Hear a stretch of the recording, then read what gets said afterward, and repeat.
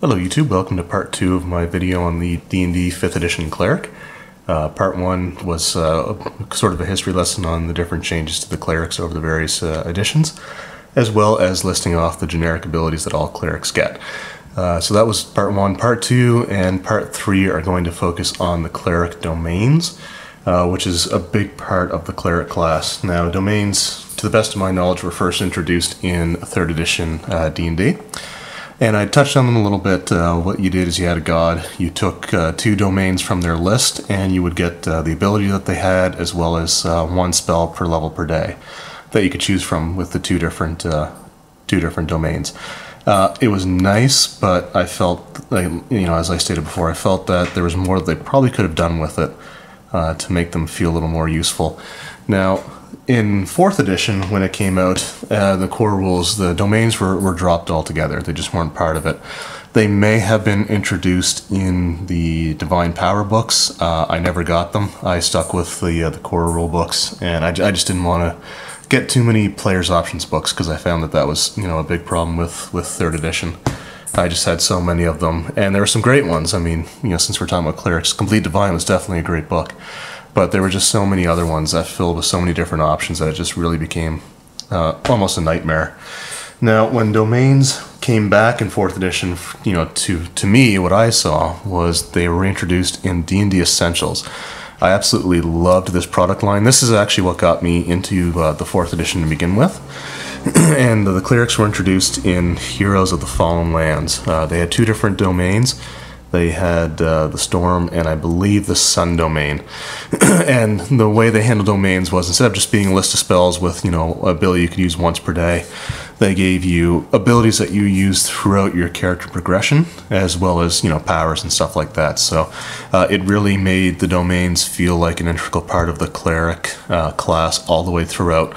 So it's this style that I really like for the domains, and this is actually the version that they kind of stuck with when they released 5th edition. So if you like domains as they are in 5th edition, you like the way that they're set up, for those of you who may hate 4th edition, you really have to thank, at least for me, this book here, because this is what introduced domains as they are now. So now we'll go over the different domains. So I'm going to list a few of them off in this video, and part 3 we'll finish everything off. I originally recorded this as a 2-part video, and the second part where I was talking about domains felt really rushed because there's a lot of them, and I was limited to a 15-minute runtime. So I think I'll make this, because clerics are a big class, I think I'll make this a 3-part video. So we'll get to some of the domains today, and we'll wrap it all up in part 3, which should be out in the next few days. So we're going to start off here with the first domain that they get, which is the Knowledge domain. So Knowledge domain, it's similar to the Magic domains from previous editions.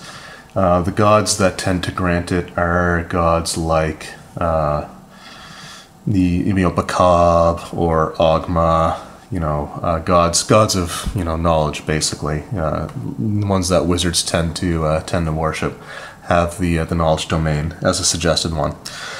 Their spells are at 1st level you get Commander and Identify. 3rd level is Augury or Suggestion. 5th level you get Non-Detection or Speak with Dead. 7th level is Arcane Eye and Confusion, and at 9th level you get Legend, Lore, and Scrying. So you get 2 spells per level for every other level, every odd-numbered level. So when you get these spells. At 1st level you also get Blessings of Knowledge, which lets you learn 2 languages of your choice. So any 2 languages. Now for Infernal and Abyssal, or some of those languages, the DM may rule that you're not able to have them. But any other languages, certainly fair game. Druidic obviously wouldn't be an available option either. But you also get to pick 2 skills from the following list, either Arcana, History, Nature, or Religion. And you basically become proficient in those 2 skills, 2 of the 4 that you pick. And you actually double your proficiency bonus for any ability check you make using either of those skills. So let's just say you pick Arcana and History, well, you now add double your proficiency bonus. So at 1st level you'd be adding +4 instead of +2 to those 2 skills. At 2nd level you can use your Channel Divinity feature for an ability called Knowledge of the Ages.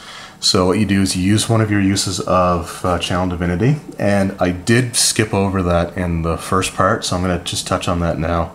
The amount of times you can use it between rests is shown on the level progression chart. So at second level you can use Channel Divinity once before you take a rest.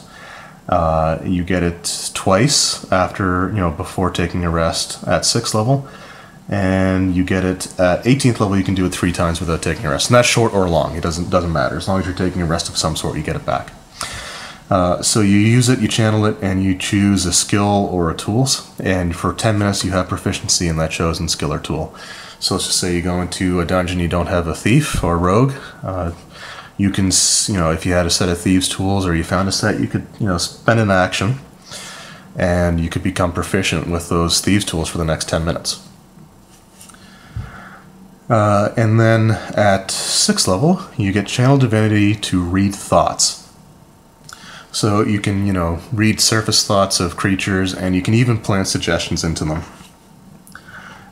So any creature within 60 feet of you that you can see has to make a wisdom saving throw.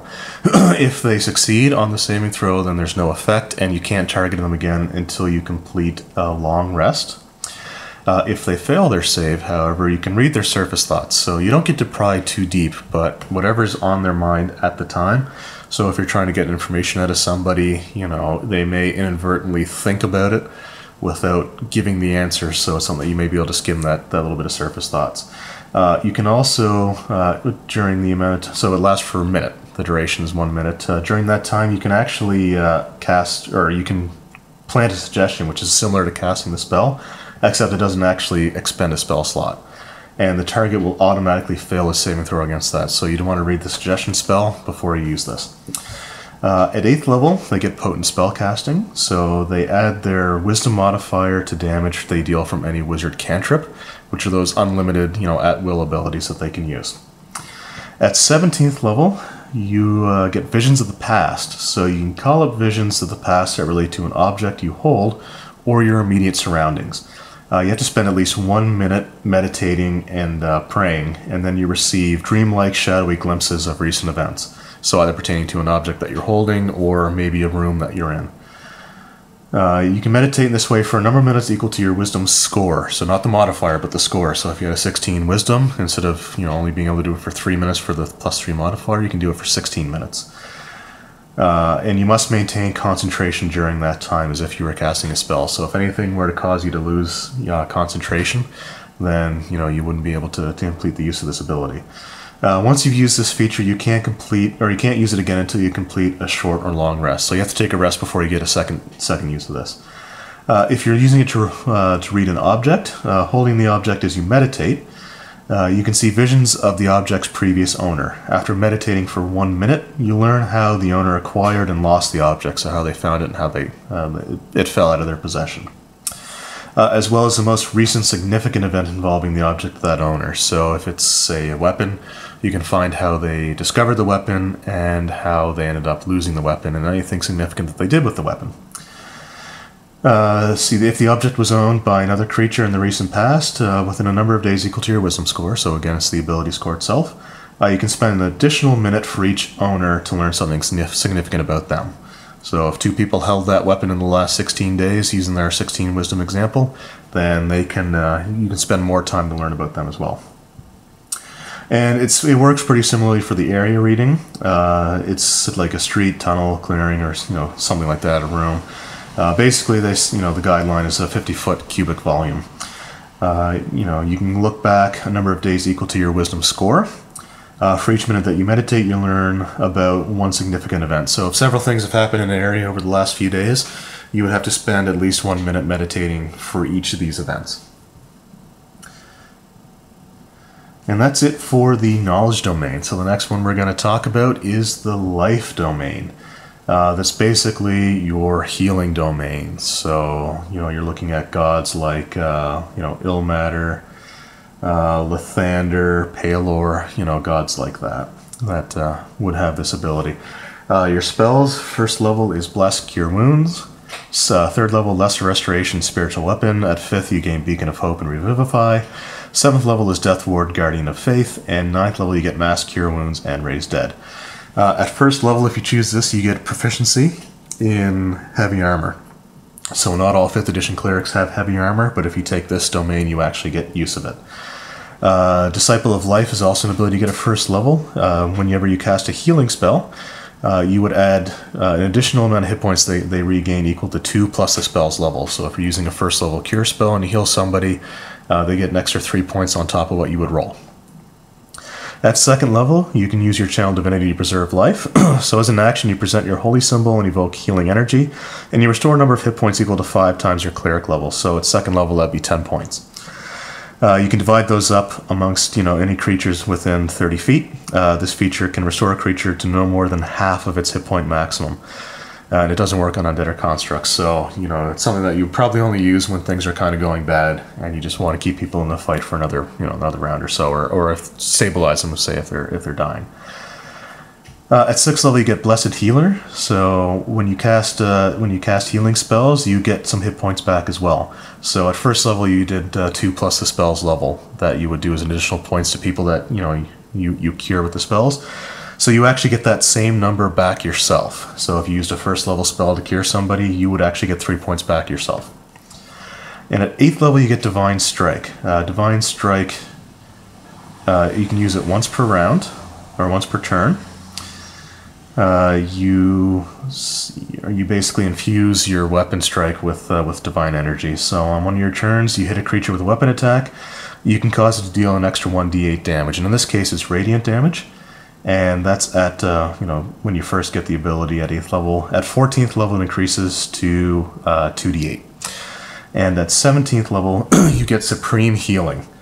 So when you would normally roll, when you go to heal somebody for like any cure spells, you actually get maximum instead. So if you had something that, let's just say, cure wounds using a first level spell, does a d8, so it would be 8 instead of rolling for it. And that's it for the life domain. The next one we're going to go on to is the light domain, and that's gods like Helm. Lathander's also a god. Silver Flame would have this if you're in Eberron.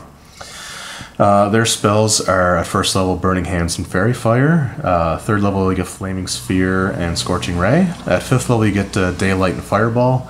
7th level you get Guardian of Faith, Wall of Fire, and at 9th level you get Flame Strike and Scrying. If you take this domain at first level, you get a bonus cantrip, which is the light cantrip. So you don't memorize that, you get that for free. You also get Warding Flare at first level. So you can interpose divine light between yourself and an attacking enemy. So when the cleric itself is attacked by any creature within 30 feet that you can see, you can use your reaction, which you get 1 per round, to impose disadvantage on the attack roll, causing light to flare before the attacker, before it hits or misses. So the attacker, if the attacker can't be blinded or if it doesn't rely on visual sight, then it's immune to this feature. And you can use this number of times equal to your wisdom modifier. You regain all the uses of it when you take a complete rest, so a full rest. At 2nd level, you get Channel Divinity, Radiance of the Dawn. So starting at 2nd level, you can use your Channel Divinity, you present your holy symbol, and magical darkness within 30 feet of you is dispelled. Additionally, each hostile creature within 30 feet of you must make a Constitution saving throw. A creature takes radiant damage equal to 2d10 plus your cleric level on a failed save, or half as much if they succeed. At 6th level, you get Improved Flare, which works the same as Warding Flare, except you can do it when an ally of yours is being attacked as well, as long as they're within 30 feet. So you can use it to give somebody disadvantage if they're attacking one of your allies. At 8th level, you get Potent Spellcasting, so you add your Wisdom modifier to any damage that you deal with a wizard cantrip. And at 17th level, you get Corona of Light. You can use your action to activate an aura of sunlight that lasts for 1 minute, or until you dismiss it using another action. You emit bright light in a 60-foot radius and then dim light at 30 feet beyond that. Your enemies in the bright light have disadvantage on saving throws against any spell that deals fire or radiant damage, so that's a pretty cool ability. So we're going to say that that's it for part 2 of the video. Part 3 will be the rest of the domains. We'll get those covered. I hope you enjoyed this video. I hope it helped a little bit. The Cleric, I like the class quite a bit, and hopefully others will want to play it a bit more than they used to in the past. So stay tuned for part 3, and we'll wrap up the Cleric.